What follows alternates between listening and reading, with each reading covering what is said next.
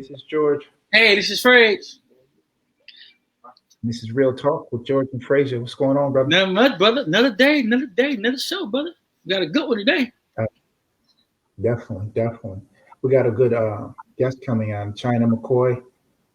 Yeah. I guess our actor, director. So it should be definitely a good show. Oh, definitely, man. We need some more actors and more. We need some more black superheroes. I'm looking at the profile. He started a little black superhero series coming up. So I'm trying to talk about that with him. You know, ain't many black superheroes besides Blade. You know, that turned out. No, there's Black Panther too, but there was a black superhero. Black Panther was created by a white person. Yeah. So it's going to be interesting to see black superheroes created by black people. You know, you also had Luke Cage, but all these superheroes were created by white people. Nothing wrong with that. It's just sometimes the depth perception is off and how they create the heroes and some of the things that the heroes do, you know what I mean, can be off because the projection is wrong, so to speak. So definitely interested in hearing about that, man. But you know, they don't know dynamic. But you got one thing though. I give Stan Lee credit for it. He said before he passed away, before he leave the earth, he will go produce Black Panther. He said he was gonna do that. That's one of his pet projects he had on file. And the bad thing about it, he's seen it happen. Not only see it happen, he saw a success of it, which was no doubt about it. No doubt about it. You know, Stan Lee is amazing how he was able to reinvent himself throughout this entire process and take a failing comic book thing that nobody really thought of and make it $1 billion industry before he left. You know, so it was definitely good business strategy. What else do we have? There's something else that we have. Tomorrow we have an author coming on at 1:00. So tomorrow, she's the author / life coach / She's the CEO. Yeah, she's the CEO business lady. But she'll be on at 1:00. So our show tomorrow and Saturday both will be at 1:00 tomorrow. Saturday we have another author coming on, brand new book coming out. But we'll talk to you guys more about that. Let's talk about this snow, Frazier. It's been snowing here since last night. Man, looky here. I got people in class in Chicago. They can't even go out their door. So yeah, it's crazy. It started here at 6:00 this morning. It's not going to end until tomorrow morning for us. I went out, man. I shoveled. No, I used the snow thrower, which was a blessing because normally, you know, if I was shoveling by hand, it'd take me about 2.5 to 3 hours. But with the snow blower, I can get it done with the shoveling and the salt in about 45 minutes to an hour. So I'm definitely blessed. Big difference. Oh yeah. That's big difference. You know, even if it's so busy in Chicago they run out of people to get people to shovel snow. Yeah. It's so bad. They get stuck in the car. I had one student I know got stuck in the car for like 2 hours. So the car was covered in snow. They actually shoved her out. It took 2 hours to do that. So yeah, I mean, you know, a lot of people don't understand the fact that, you know, snow is great if you don't have anything to do. But if you have something to do, snow is awful. And the reason why is snow is good if you, let me put it like this. Snow is good if you 1 to 2 inches of snow. Yeah. But when you have anything over 6 inches of snow, it's really hard to deal with. Yeah, especially except you're only 5'2", then you really stuck in trouble. I'm just saying. Yeah. It bites your feet, so you still stuck. Crazy. So you can't walk out the door without getting covered in snow. Listen, man, I remember March 1995, the snowstorm we had up here. We had over 5 feet of snow. Ooh. 5 feet of snow. Okay. That's not homework. It's not man, it was the worst snowstorm that I had seen in New Jersey in my whole life. I remember you couldn't even see your cars. You had to identify by the antenna. If you couldn't identify by the antenna, you had to dig them out. 5 feet of snow. And the question was, where do you put all that snow? You know, you see what happens here with this little bit of snow. 6 inches, 8 inches, 11 inches, 12 inches. 5 feet of snow. Oh, it was crazy. Man, crazy. You're like an Eskimo. You might call some Eskimo and tell them, excuse me, can you show me how to live in snow? Man, it's crazy. It was crazy. I never forget that date. Okay, March 1995. I'll never forget it. Well, it snowed in Miami, but it wasn't like that. It wasn't that bad. I mean, you had, I wouldn't call it snowing, but we had hail, the pebbles of snow that beat your car up. I mean, we had that, Yeah, But, I mean, but that's dangerous. That's dangerous. exactly. I mean, think about it. Would you rather have hail or snow? I I'd mean, rather have snow because hail won't be hitting you in the head, and knocking you out. yeah, you can't drive in hail. You all stiff. What happened? He got hit in the head. Hail, big as golf balls.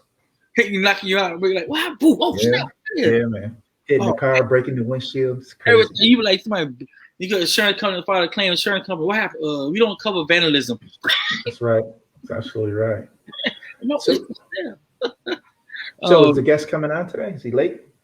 Yeah, I told him log on. I told him log on. So I tell him right now he should be logging on in a few minutes. All right, just making sure. I don't want to keep having conversations and then, he's waiting to come in. What else is going on, man? I hear about your boy in Texas. They got I'm sorry, in Georgia. Apparently, the investigation that they had was a real investigation. Really? Yeah, man. Yeah. Man, he probably gonna be tied up for at least about a year. More than a year. No. More than a year. Because you got to realize that after discovery and after everything that goes along with that, he is going to be dealing with litigation literally for the rest of his life. Okay. Some cases actually, after you do the indictments, don't go to court until 18 months later. See what I'm saying? Yeah. So that's 2022. And so now when you go to court, this, that, and there's some court cases that's 6 to 8 months long. You see what I mean? So he's going to be dealing with all kinds of litigations for the rest of his natural life. But this Georgia one is serious because it's state felonies. It's not federal felonies. It's state felonies. Ooh. And I heard the minimum requirement for one of these crimes is 6 months in jail. That's the minimum.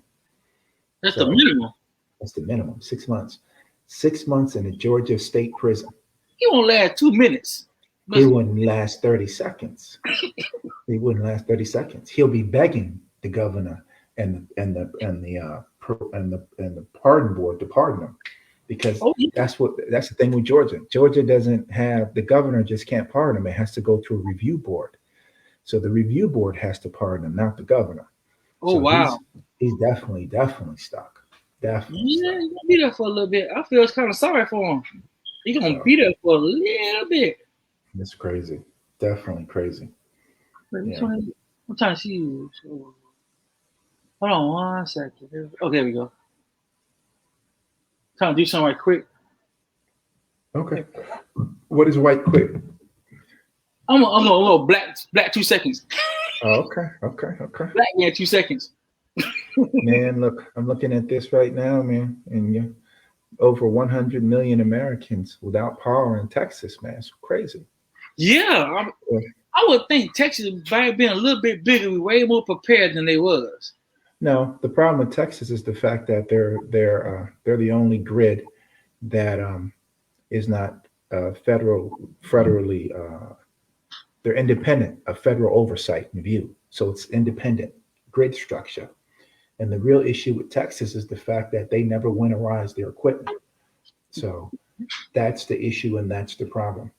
And it's very, very, very hard to deal with that. Like something as simple.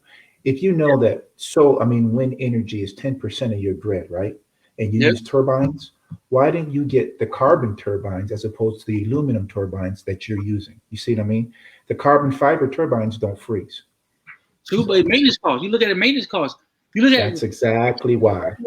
They look at that Russia with what is ever would happen to him. Is it ever gonna happen? Not really. So we're gonna go the cheap route. We're gonna save the budget, go on the other side. Same with I think New Orleans did the same thing. When they were to put a trade change out the dam, the power source in the dam, they put a change out years ago. But nothing ever happened there. Never flooded there. So they assume that everything will be all right, we're gonna let it go. But then when it happens, oh God, it's kind of scrappy. It happens big. Definitely happens big. Well, ladies and gentlemen, he's here with us. He's here with us. Welcome to the show, Mr. Hey, what's going on, brother? How are you, sir? Welcome to Real Talk. Can you hear us? Yep, I can hear you loud and clear. What's going on? Beautiful, beautiful, beautiful. Tell the fans a little bit about you and your background. A little bit about myself. I am a humble creative entity. I can dig it. Way to Yeah. put it. That's me. But for those who know me, I do a lot of action films. I love fighting. I love everything about the movie business. I create comic books, write films, scripts, series, anything I can get my hands on. Nice. You definitely got to talk about that one.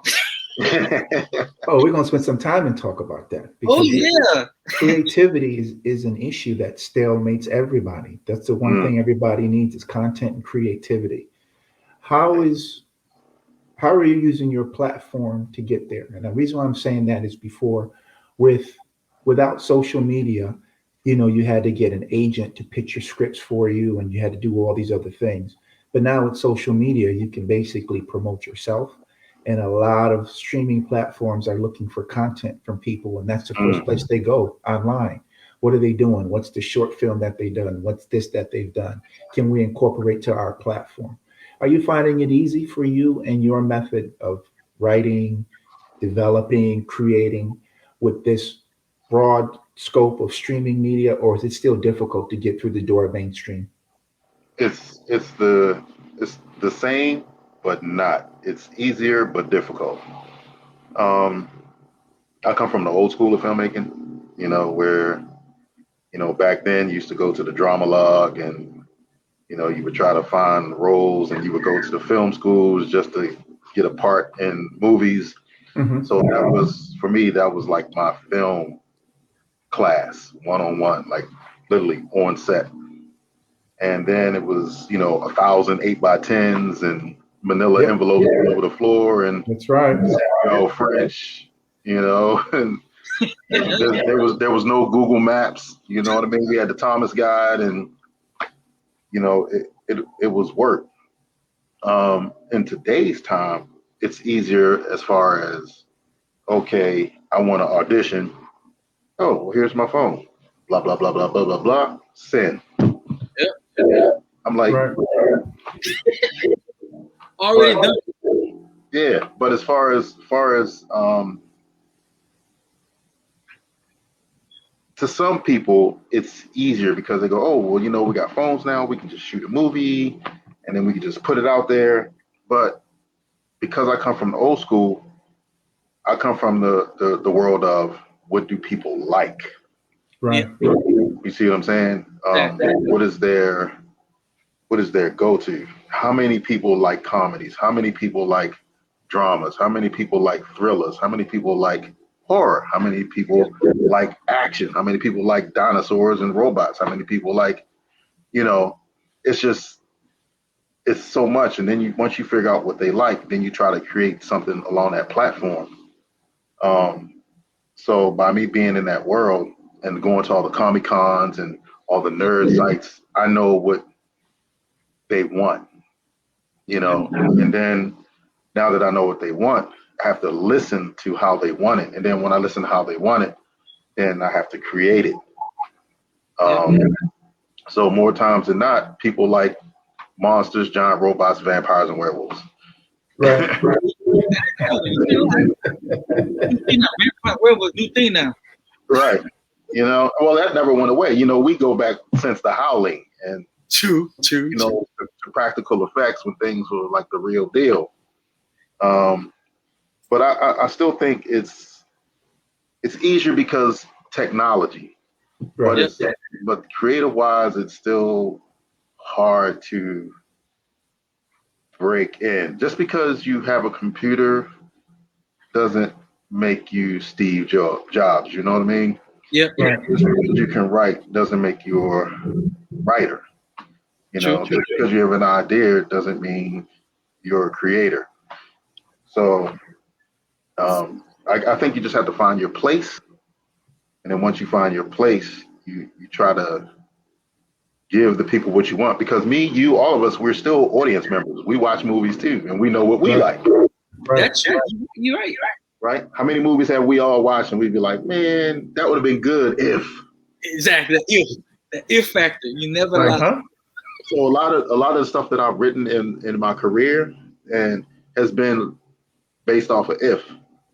That would have been good if they would have. Well, maybe I'll just make it the if. I'll make the if. Right. Exactly. So yeah, that's kind of my perspective on it. All right. Well, let me follow up with that. I know it's easier access to have it, but being anything independent is dependent on two things, really: the outlet, the distribution channel, and the money. You know what I mean? Money to market, money to promote, money to produce, money. Always.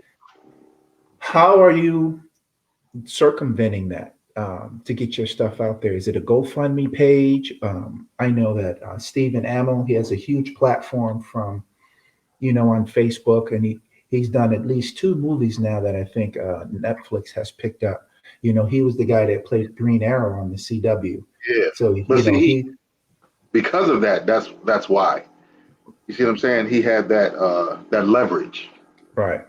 But someone, for people like us, like you said, for me, crowdfunding, there's 2 problems with that with me. Crowdfunding is crowded. Yeah. crowdfunding is oversaturated. So it's oversaturated to the point, like I was telling my fiance, who is a creative entity herself. She's very good. She's producing her own movie right now. Y'all need to. It's called Bored. So I'm gonna send y'all some stuff. Y'all can check her out. Yeah, you'll like it. But the problem with the GoFundMe's, that has become more about if you get hurt, So now it went from being about the movie thing or creating something to I lost my baby. I need $50,000. Yeah, right. Just send me money, right? And then it's like putting together a crowdfunding page is like building a brand new website. Then you have to pay all these people back. So if you got 100 people, you got to come up with all these different prizes and things to give them just to make your one situation. Right. But now, due to your one situation, you got to figure, okay, how can I pay all these people back plus the percentage that the crowdfunding pages is taking away? You know what I mean? And I just rather come to you personally, from brother to brother. This is what I'm doing. What do you think? How do you like it? Right. Rather than you go to a link, because most times you don't have time to go to a link, or maybe you just don't feel like clicking on the link just to see the perks and whatever. It's just from my right. Like I would like. You ever the guy that does he did the Power Ranger, Tommy. He played Tommy on Power Ranger. He did his crowdfunding, but through startup, and he actually on startup and actually got people to put. He put a target amount he wanted, and he gave a certain amount of what each person get. They donate a certain amount of money. Say you invest $5,000, you got maybe a T-shirt, some chips, whatever. You buy it $500, you got this, and by him doing that, he had at the top, which is $10,000 on board. Plus, you get to come on a set, meet the cast, see autographs, and even at one point, each get a spot in the movie. Maybe not a speaking role, but he said a spot in the movie. So that's one other way people also do it that way. Now, my thing is, so I did a little bit of film, like, what the harder part you think, though? Post-production or pre-production? Because even when you do it in a pre-production, you setting everything up, the budget always changes. Because you started with a good budget, but then later on, guess what? Then you want to put a high-power actor on. You need the guy said, I invested, but you need a better actor. You need get Denzel or somebody to come in, 2 seconds to come on, or Morgan Freeman, somebody. They want one big name to come in with this to get the big money investors. Right. Then the post-production that you did is the distributing part, how well you put the editing part of it, all that stuff you put in that budget. And like you say, you start out with 100%, but by the time you break it down, your percentage is like 20%. So you gave almost 80% out already, and you come up 20% of it. So, like, how do you get around that? But by you being old school did things a little bit different. So you do things maybe by hand more. You think you go and spot things by yourself. Like, how do you get around that? Like, how do you get around that part of it? Or let me follow up. Are you getting around it? Good. Hey, but for me personally, to get around that, you don't go with the names. See, here's the problem. Here's two problems. Once again, I was talking to my fiance about it. You have two type of investors, at least to me. Okay. You have the base investor who invests, and this is what they want. Right. Then you have creative investors who understand the process and will flow with you on how to make it work to get the movie made. So the base investors, like, I want the Denzels or the Patrick Swayzes or whoever, because they're going to bring in more money. And no, that's not always the case. What happens is, if you're going to invest because you have a name, guess where all that money he's giving you for that name? It goes to the name. Exactly. But you still have not enough left to do your film because the investor only invested because he just wanted that name. So he's only paying that person. So you still have to figure out, okay, well, what I'm gonna do with the rest of this little bit of money to make the entire movie. Yeah. So for me, how I get around that is names are cool. It sounds cool. It sounds clout. I don't really give a shit about a name. What I care about is, do you like my project? Because if you love the project, you don't care so much about the money. You care more about how can I get on your project because it's the shit. Exactly. Second, we live in the streaming world. So in the streaming world, you can go on the streaming platforms right now and pull up about 50 to 60 movies, and you don't know who the hell's in them. True. Because you don't care. You would just want to watch the movie. If the movie's good, you don't give a damn about the name. Exactly. Honestly, she talked me into watching this show called Bridgerton. Okay. Right? I don't know if y'all heard about that show. I heard a little bit, but I ain't got into it. On Netflix, right? Yeah, it's on Netflix. Yeah. Man, I don't watch that crap, but when I watched it, I didn't know who was in it. And you know what? I'm waiting for season 2 because it was that good. That's not even the kind of shit I watch, but it's that good, and it was well written. Yeah. And I don't know any of the characters I don't know any of the actors in it or actresses, but they blew the doors off. Right. Yep. You see what I'm saying? So I don't need a name to make my movie. I need to make a good story or a good movie or what people like. Exactly. And I'm gonna create stars. Exactly. That's how you do it. Be honestly, when I was going to film school, the funny thing, guy was telling me, like, he went to class to write the scripts. He always go back to Animal House. If you ever film school, they always reference Animal House. They think that's the greatest script ever written because it. And if you look at the movie, you're like, what the hell? Like, and if you look at it, the movie had a bunch of big names. If you look at the script, it's a good script. Don't get me wrong, but yeah, come on, look at the people they had in there. Yeah, all these great actors in there. A lot of breakout actors and actors. Yeah, most of them were just upcoming. They weren't even as big as they are. Exactly. Nobody knew who they were. Exactly. But like you said, the director did what? I'm gonna make stars. I'm gonna make stars. Make this happen. Right. Don't be stupid. And I noticed. You ever notice comedy movies? There are very few scripts. There's a base script, a student script, but once you get to the character, they put them a wing in it. The 9 out of 10, they're winging it. They read it. Okay, the scenario is a dog and a cat. I gotta make someone with a dog and a cat, and they focus around that. Right. Now, the thing with it, I tell people, by you being both the director, the writer, and the actor, how do you change your mindset between the all three parts and the character, then back down to the executive part of it? How do you manage to do that mindset?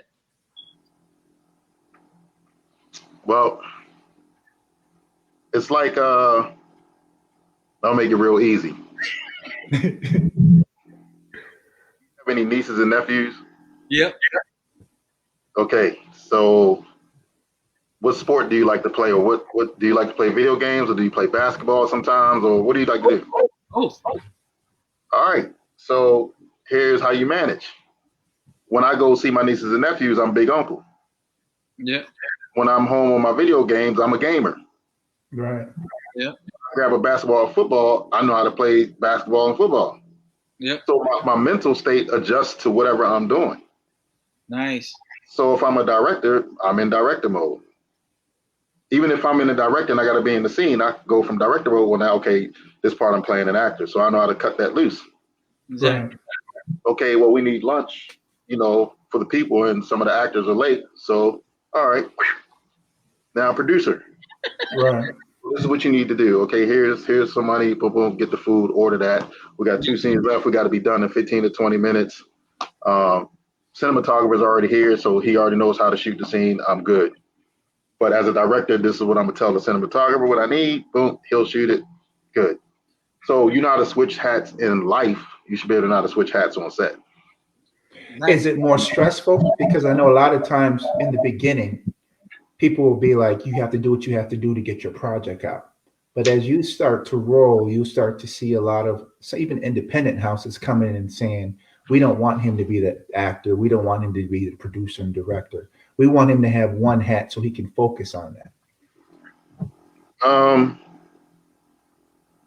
I say the first time filmmakers producing is stressful because they've never produced before.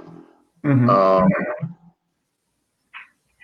Some of them just kind of go what they think is the right thing to do while they're doing it, so it can be very stressful for them. For people who produced before, it's kind of like a walk in the park. But I'm sure it was stressful for them when they first started. Right. So, and then also, to be honest, whether you're a veteran or not in producing, it's always stressful. Exactly. That's because, actor on the day, actor may just pull out. So usually that's what pre-production's for, so you can have that second actor as a backup. So just in case the actor gets a bigger job, you already got another one to take his place. So it's just it can be, you'll pull your hair out, I'm telling you. Right. You can see it's over there. I'm just saying that. No, I'm just saying. So listen, I also wanted to circle back from the acting part to the part of mechanics.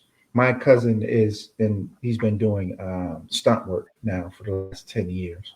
He used to be a model, then he moved into that. And he tried to talk me into doing stunt work because of my martial arts skills and ability. And he's like, the problem that he sees with a lot of big budget films is the fact that there's not enough of us doing stunt coordination. You have a lot of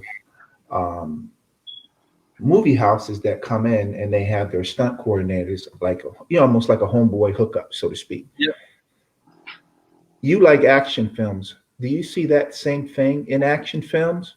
Or, do people knock on your door and say, hey, we want you to be a stunt coordinator and sequence this out because you know how to do it, with the cinematographic eye, so to speak? Go back to the stunt world. The stunt world is a good old boys club, right? That's white based, period. That's it's all white folks with the stunt world. We came in around the time of Bill Cosby because he decided not to shoot anymore unless he had a black stuntman and not people who were being painted down. That's right. I still think that's an issue in the stunt world. I got out of the stunt world right after Matrix. Actually, the second Matrix, I kind of I'm going to do action movies from here on out. But that's always been a problem. You know what I mean? And it still is. And unless we get out of the mindset of the crab in the barrel mentality, they're always going to run it. You know what I mean? So unless we start collaborating as people of color and just kind of trust in one another and trust in the person that can make it happen, or trust that when I give them this money to help them fund their film, they're going to do it, we can all change that dichotomy. Even though Black Panther came in, Black Panther came in, kind of shook up the world because it was like black cast, crew, everything. And they proved that they can make over $1 billion when they put their heads together. Exactly. You know what I'm saying? So now that the world has flip-flopped, you start to see black characters in more colonial type movies, not just being yes a massa. They're actually lead characters on the same platform as the white lead. And we've proven that we can make money in the box office more than them. Yep. It's always been a fact. Right. You know what I mean? Every time you put a black actor in a movie with a white cat, whether it was Martin or Will Smith or anybody, you put them in the top tier with the white cats in the same film. It was them who bought the money, not the white actor. It was the black actor. You know what I'm saying? You're right. They didn't want to admit that, but that's what we do. Like black exploitation saved Hollywood. Hollywood was done. If it wasn't for black exploitation, Yep. Hollywood would have went under. But it was because of, Dolomite and, Shaft and all those old movies back then we were coming up. They saved Hollywood. Now, let me ask you the question. You said black exploitation. I know it's been referred to that, but I heard Marvin people was like, we just need a job. Yeah. That's what Marvin said. We just need a job. So you can call it exploitation if you want, but we needed to get our films made, and they were cutting checks because Superfly was so good and Dolomite was this, and you know what I mean? It was like they hit a vein, so to speak, that it was at the right time where either it was at our consciousness or we were just, so involved and so enveloped in seeing those black movies on the screen. Because I remember some movies, our parents didn't let us go see because of the subject matter. It was only when we got older we were like, oh, okay, so that's what Superfly meant when he said that. Oh, okay, that's, you know what I mean, so forth and so on. Because Superfly was a pimp, so unless you was out in the hood like that, you wouldn't know what he's talking about. Right. Exactly. That's true. But I think if you look over the years, it's like we're always the last in place. Like if you look at Asian actors came over, and Bruce Lee went to Hollywood, they scrutinized him pretty much out of most films till he got to that one part he played where he had to play, like you said, a yes sir master, almost then turned to a super saver. I mean, come on, he's the driver. Ended up saving the guy superhero behind. He drove the guy around. I mean, then you get some black movie film that do almost similar similarity to that, where the only difference is you were superheroes. Right. You just save their life. You say their kids, raise their kids, some kids not doing dumb mistakes. So I mean, it's the same concept, but flip the script around. Like some get the hero parts, some get the yes sir, master, but I saved your kid life from going down crackhead with a crackhead. I mean, same scenarios. And in my thinking now, I totally agree with you the fact that we have so much creativity in ourselves that we make many Black Panther movies, thousands of Black Panther movies. Right. I tell you, when I was growing up, I had so many characters, black characters, that came in my head. Ooh, why do this? Ooh, why do this? Ooh, why do this? And I was thinking of them, but see, I didn't know how to put it to life. It was just on paper. So that's what I wanted to do. I wanted to go to film school, and what kind of made me kind of upset when I had a director, teaching a director class, and he said, "You should do more acting movies, but you should be more the guy to get beat up." I'm like, why? Why can't I be a director? Because because you're black. He said, and the best part for you is to be behind the scenes. You're the guy to get kicked over the wall, or get through the wall, or the guy get in the car. I'm like, why do that? Why can't we tell you to go through the wall and I just watch you go through the wall and be way a lot better? I'm just saying. That's right. I live a lot longer. I'm just saying. So I mean, like, how do you actually down now? Even though it's a problem, even by you being a director, producer, everything that, like, how do you find that way to get your film through that bureaucracy of being, white films are better, or black films have budget, they're not quality in filmmaking, they're not quality filmed. Like, that's one of the problems I had growing up. Is you see, like, the quality of some black movies, like independent films, action films, looked at like something out of an 80s movie, but it was shot in 2000 and 2000s. You know what I'm saying? And then the acting was good. The script was perfect. It's just how they filmed it. They filmed with the wrong camera. So the camera, they built a broadcast camera. So the camera looks so like harder to edit.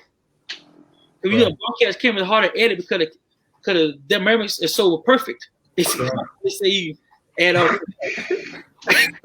They got a camera over there. Hold on. You okay, guys? Got hit with that sunlight.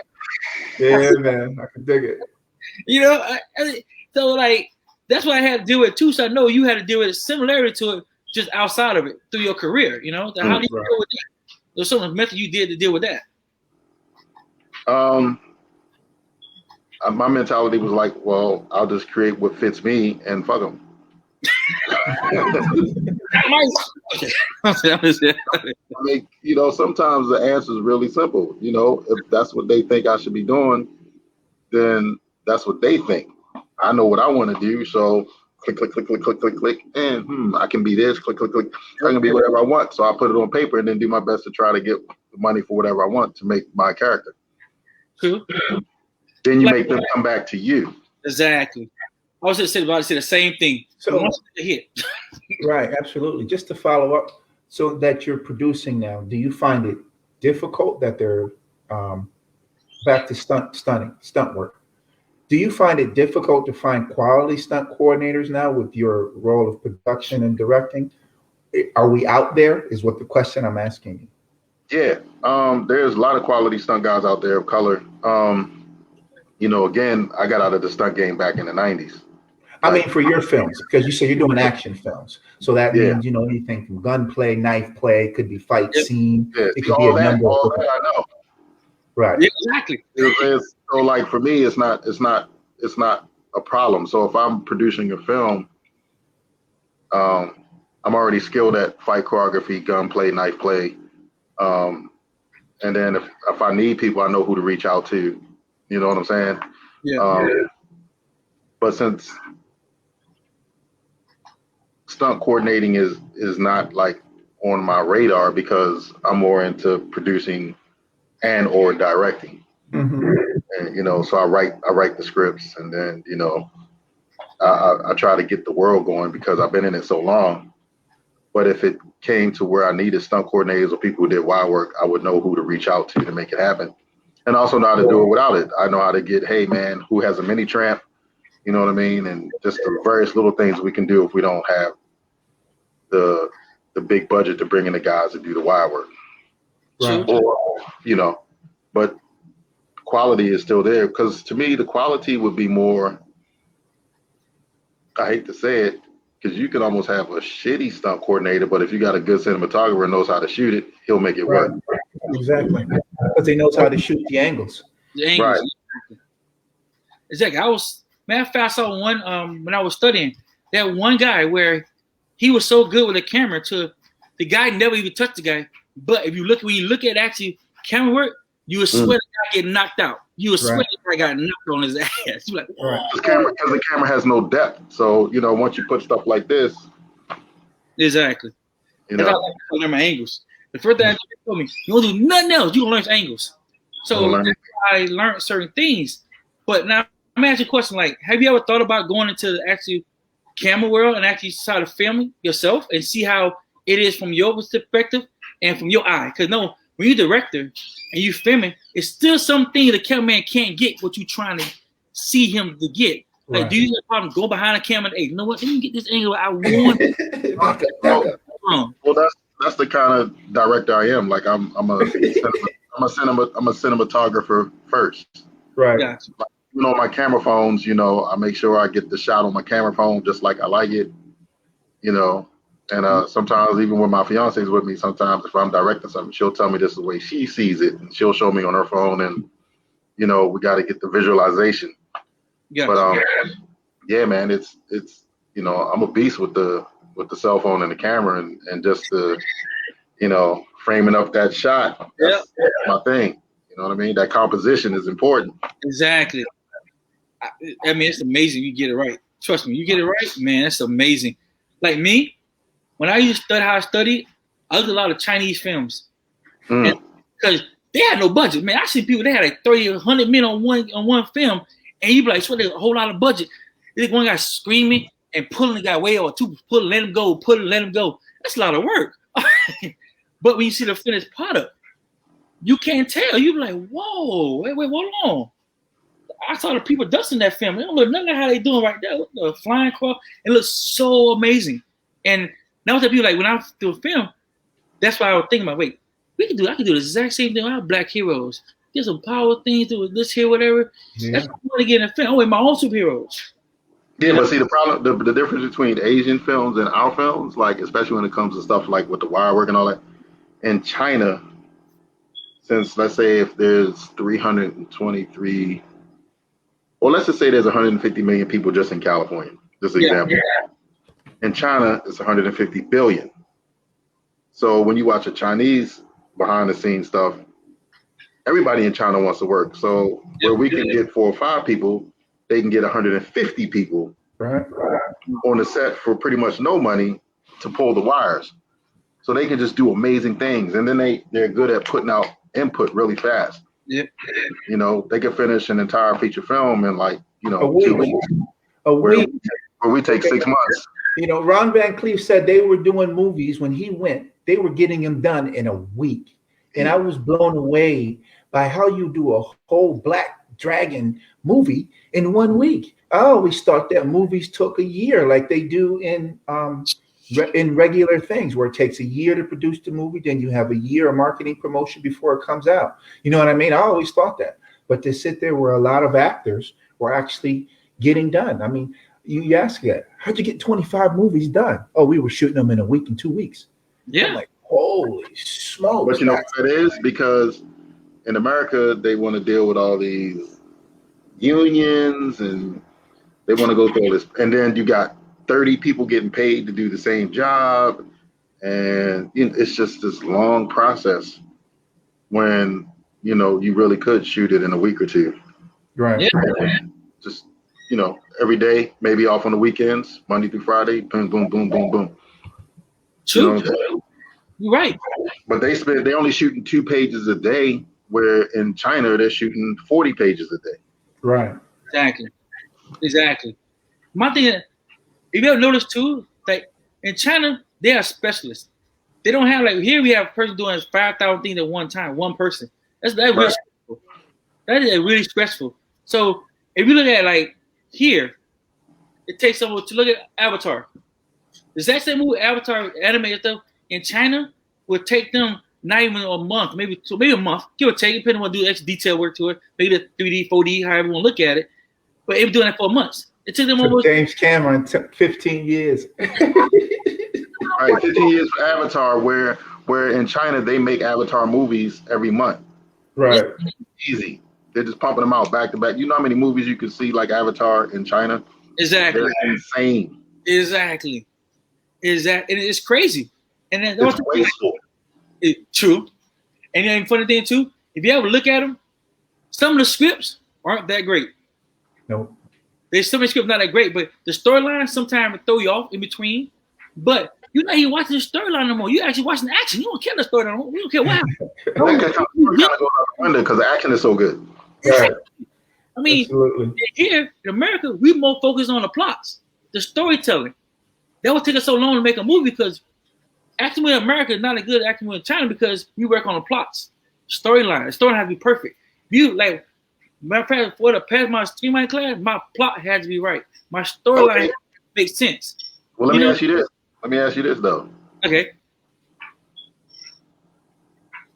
I'm just shooting talking heads, so why the fuck does it still take so long? Exactly. It's just talking heads. Ain't no plot is that good that it takes you 15 years to shoot the damn storyline. Right. People sitting there talking back and forth. I mean, what are you doing? Right. Exactly. And so how much stuff if you look at it, how much stuff be off top of the head anyway because they forget the script. That's true. So, let me ask you really quick. Go ahead, Fraser. I was saying, like, when you reading the script, they say, you know, the people definitely reading the script, right? The script over, right? Mm-hmm. They go, and one day you get perfect. So, I'm ready to film. And as soon as the camera come on, the first thing you do is the exact same day we started your first time reading the script. How you do it? You know what I'm talking about? Yeah, put on Apple. Hey, no, wrong thing. Read Apple. Look at Apple. How do you do that? Like, how do you get people to remember lines without telling them they missed the line? Like, how do you actually prep them as a director? How do you prep them to lines? You give them leeway. Mm-hmm. Yeah. Never force actors to stick to the script because it puts a mental block in their head that they have to memorize word for word. Yeah. But what you write as the writer doesn't mean it flows for them as the way they speak or see it. Mm-hmm. So if you give them a little wiggle room, they may deliver your lines better than you wrote it. True. So that's how you deal with that. Nice. You know? But you George, I'm sorry. George. Go ahead, finish your thought, Fraser. What I'm saying, like some directors like are really hard to deal with, and they really like anal about that, going by the script. They really anal. It makes it really hard for actors and the talent to actually keep a good mindset or stay positive about the role they're playing and confident about the role they're playing. Like that's why I said I like the style where you direct, because a lot of directors don't see that as leeway. They say, look, hold, you messed up. We take, and it costs money. Now you gotta go over budget because now you gotta do so many retakes. Now you're over the budget. Right. Yeah, some actors are really good. Like some actors will just be like line, and you just tell them the line, and then they'll keep pushing forward. But always try to make sure that they don't have to suffer under the strain of no, it has to be word for word. As long as you got the gist of what the dialogue means, run with it. Absolutely. So let me ask you, what are some of the projects that you're working on, and what are some of your most successful projects to date that you have in the can? Good question. I worked on a film called Lazarus, which is a superhero film. I'm sure you probably see me post that. Yeah, I see a lot. That was a fun movie. Sean Riggs executive produced it. It was directed by R.L. Scott, and it was just fun. It was a superhero movie, and I got to play this character called Chapel. I think that comes out on the 26th. Nice. So, I'm kind of looking forward to that, so I can get my damn footage. No, I'm just kidding. Where's it coming out at? Is it coming out on kind of Netflix? Is it coming out on Hulu? Tubi and Fox. Tubi. Yeah, I'm talking to my baby. You know that she know everything. Coming out on Tubi. So look for it, man. It's going to be good. And then I just worked on a film called Bore, and it's really good. That's the one she actually that we were just talking about. Mm-hmm. She pretty much, came out of her pocket and met with another investor, and she just kind of put all her money into the film that she believed in. She wrote it in a couple of weeks. It's good. It was a thriller. Oh, it is a thriller. And character plays like this spirit, I would say. And it's like a schizophrenic kind of situation where the actress is committing these crimes and you think it's the other person that's doing it, which is Bore. And then you find out later that, whoa, this chick was crazy and she was actually doing it the whole time. So it's kind of cool. So she plays the schizophrenia character. And then I'm working on Warbane. So y'all see my Bane stuff, Serious. Yeah, okay. My Bane stuff is the business. So I'm working on Warbane right now. So right now I'm just working on trying to get investors, just so since we're on here. There you go. People invest in. So if you invest in $500 or $1,000, you can get a producer credit. If you invest more, you get executive producer credit. And it's cool. I'm making a series out of it. So in this world, vampires and werewolves coexist with humans, and then within that, there's a war between the vampires and the werewolves, and the humans get caught up. So you'll get to see some of my characters. Like this character I just bought. Right. Right. That's nice, man. Hey, I like that. Hold on. I like myself. Hold on. So this is one of the characters. So he'll be in the film, and so that's how I'm coming, man. It's gonna be pretty good. So that's what I'm producing right now. So it's called Warbane. Nice. Action, lots of action, superhero, anti-hero. I love anti-heroes. I love those. I love anti-heroes. You're not a hero, but you're not a bad guy either. You just right. So he doesn't really give a crap about mankind. At the same time, he winds up saving them, and he's an anti-hero. Nice. I like that one. I like that one a lot. I like the plot. I like that. How close are you to finishing the funding for that? I just started pretty much, so I'm not as close as I want to be. So I just need more help from my people. You know what I mean? So when you see me reaching out online, that's what I'm doing. I'm kind of, hoping that my people who are watching will be like, hey man, here's 1,000 or here's 500 or here's $2,000, and so we can really get going on it. So the pitch deck is already ready. The episode is already ready to shoot. The pilot is ready to shoot, and How many episodes? What type of budget are you looking for? Say it again. How many episodes and what type of budget are you looking for per episode? Right now it's 10,000 for the first pilot. So I'm sure after the first pilot, they'll probably go up to 15, maybe 20.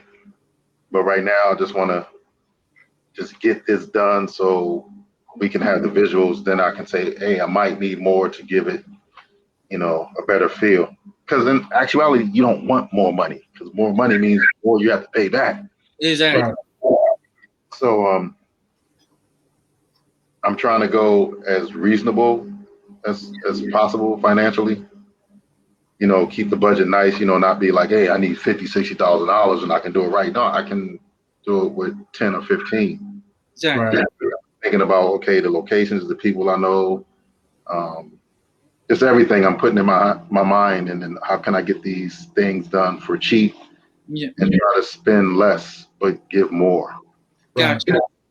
But that makes a question, like, an active part of it, like, are you seeking, like, you're a first-time actor a shot at it, or you're actually going, like, some film school? Like, what are you going to save some money to? I noticed, like, you can go to film schools. Yeah.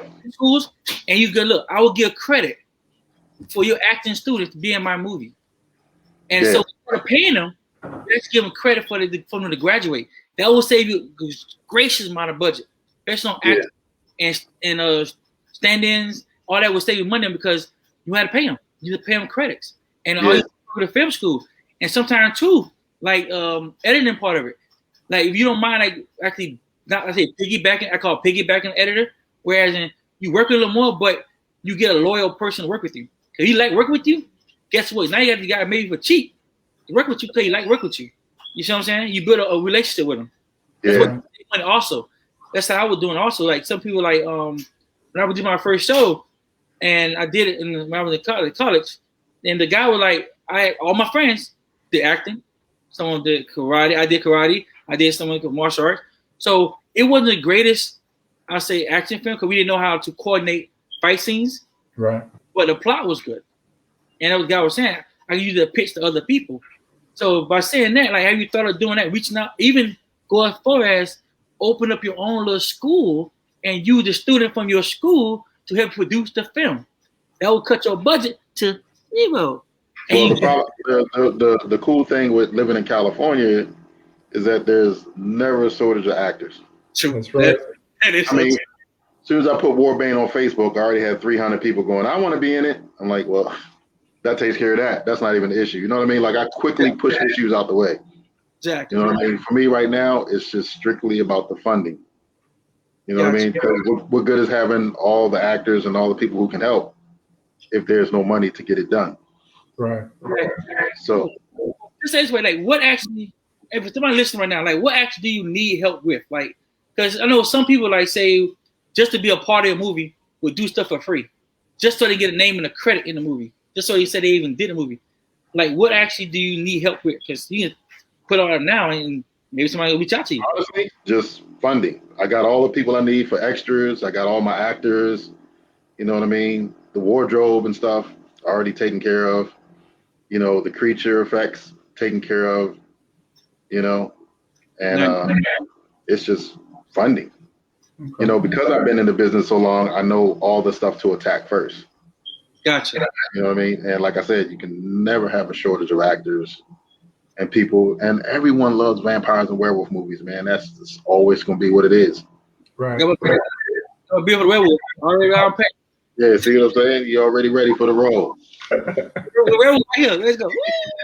You know what I mean? So it's just that's never a problem for me. You know, all my fighters have hit me up. All the stunt guys hit me up who want to fight in it, and you know what I mean. So done.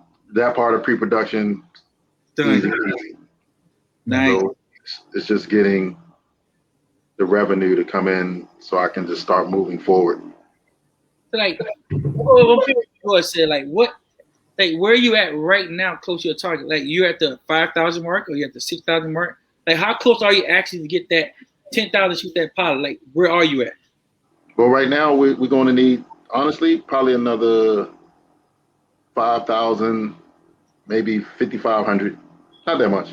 Okay. Cool. Yeah. Well, listen, We definitely appreciate you being on the show and being here and talking about some of the insider stuff of filmmaking today, some of the challenges and some of the rewards. We definitely love to have you again and definitely like to see some of that work. Send us some trailers that we can definitely promote for you. We definitely appreciate it. Let us know where everybody can find you on social media. Yeah, they can find me on Facebook and Instagram. Same name, Chyna McCoy. Keep it real simple. Right there at the bottom of the screen. Right next to Frazier, right there. So yeah, so on Instagram, Chyna McCoy. And then or they can just go to Warbane series. You know, y'all can see the process of how I'm doing the movie. You know, and again, Facebook, Chyna McCoy.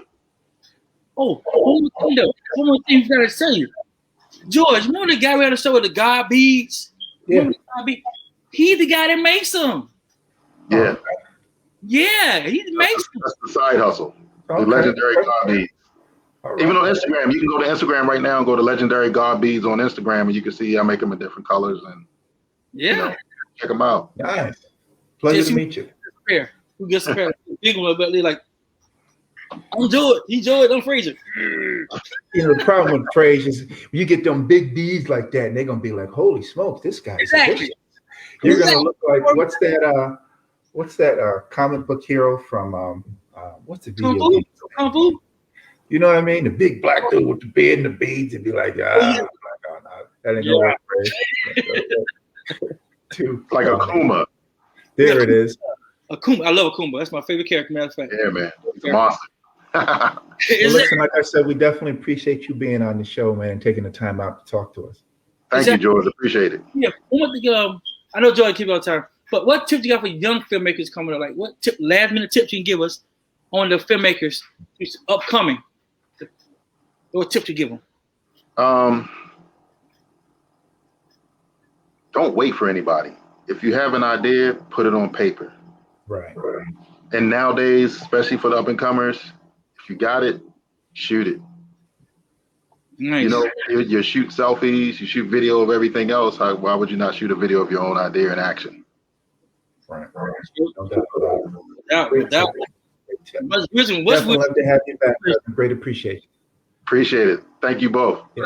We family now, so we got us. No doubt. Definitely. Oh man. That was good advice. Definitely good advice. Good interview. Listen, Chyna's trying to raise at least $10,000 for this pilot, and he needs about $15,000 for each episode.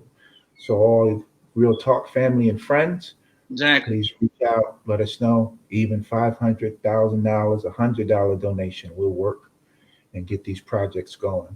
Exactly. Check them out on Chyna McCoy, Facebook, Instagram, and anything that we can do. You know, we always support our own, and we always support good projects. It's not just our own. We always support good projects and people out there doing it. So please don't forget to reach out in any form, any fashion. Even if we, I know Frazier and a lot of people in real estate, but real estate is at a pause right now with this moratorium. So, you know, I know that there are some people out there that are in real estate, but actually, you know, want to shoot a movie or do this or do that or be something more than just real estate. So if that's you, don't forget to reach out to us, and we will definitely reach back. Exactly. We always say, family look after family. So it's a family member in need. We have them out with a great project. They also influences our community, everything else. So you think. So George Cena fade out a little bit. Okay. Okay. So that'll be our show today. So when you pop back in, let's see where you pop back in. There he is. He back in. There we go. Don't you hate that phrase? I'm sitting here talking, man, and they just kick me out. I'm like, wait. What is wrong with them? Hey, Joe, I'm like this. Wait, didn't they do my vampire movie just and come back in? Man. That's why I came back in. Y'all just ain't gonna kick me out. I was saying something. Yeah, I'm right away. So, well, okay. I'm gonna tell you a part of that. This part of the show is that it was your show, y'all. I got it. Well, anyway, that was our show. I'm back to let y'all know that was our show. And we definitely appreciate Chyna for coming back. Hey, this is George. Hey, this is Frazier. And that was Real Talk with George and Frazier. Peace. We'll see you guys tomorrow at 1 o'clock. At 1 o'clock.